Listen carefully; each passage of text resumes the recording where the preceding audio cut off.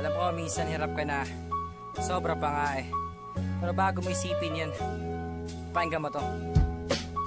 Walang kwenta, yan aking tingin sa sarili ko. Isang kuya na umiiling sa hiling na napili nyo. Gusto mo at gusto ko, kaso lang kinakapos ako. Lubos na to, Diyos ko po, ubos na po ang salapi sa bulsa ko. Ang nasabi, kamusta po nang dumalaw ako sa puntod ng aking ina noong araw. Di ko po alam ang tunog na magmura, ngunit napukaw ako na mga walang hiya. Kaya ngayon ang tanong, ikaw na ba to na napapatong tang inong buhay? Mahirap to, nanganghalay na balikat ko. Puro aray so pagsisikap ko. Mga matang mapungay na idinidilat ko upang makita ang tama sa mali. Isang bata na ape pero di nagpapagapi. Itinatago mo ang madalas ang nararamdaman. Di maikukuble, kailangan ilabas. Pumunta ng palikuran na doon itumik. Kaya sa inyo ay pasintabi. Sila'y napapanguwi, medyo maasim kasi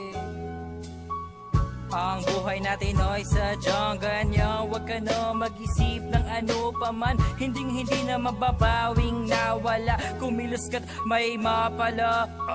Ang buhay natin ay sadyang ganyan. Huwag ka na mag-isip ng ano paman. Hindi na mababawing nawala. Kumilos ka't may mapala. Kada araw na lamang ba talaga na inuulit? Hanggang tanaw na lamang ba ang tala na nasa langit? Parang gusto kong pumanaw na lamang ng matahimik. Pero mali naman daw pala ang aking nadarama at iniisip. Pero masisisi niyo ba ako kung bakit nandidiri sa mga to? Singnipis ng sinulid ang hapit ko sa lubid na malapit ng malagot. Tinitiis ng pag-ibig, subalit kapag inusit pilit na yayamot, halos lahat yumuko na sa daliri ko. Yung gitna nakatayo na nanatilito na matatag. Sige, halabangon kapag may humamon. Dapat ka na talaga na pumalag.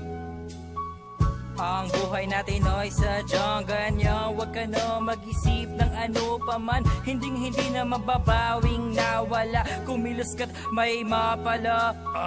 Ang buhay natin ay sadyang ganyan. Huwag ka na mag-isip ng ano paman. Hindi na mababawing nawala. Kumilos ka't may mapala.